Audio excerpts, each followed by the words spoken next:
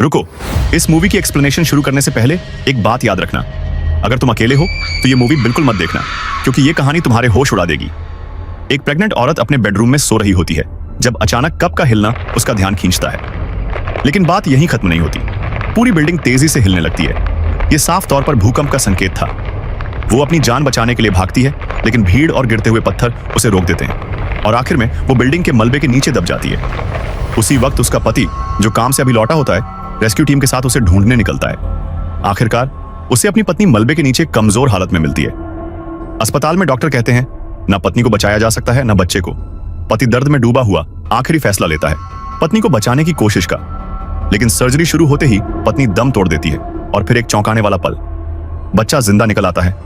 12 साल बाद पति अपनी बेटी एंजेला के साथ एक नए शहर में बस चुका होता है। एक दिन एंजेला अपनी दोस्त के साथ स्कूल के बाद जंगल में जाती है और गायब हो जाती है।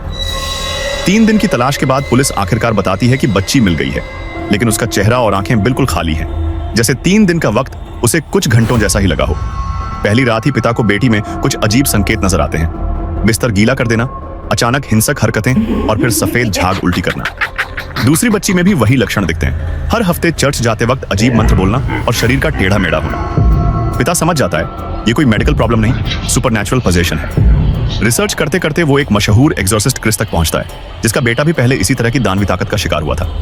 क्रिस मदद करने के लिए तैयार हो जाता है, लेकिन जैसे ही दोनों पॉजेस्ड लड़कियां आमने सामने आती हैं, डेमन अचानक क्रिस का नाम पुकारता है। सच सामने आता है, ये वही डेमन है जो पहले क्रिस की बेटी में था।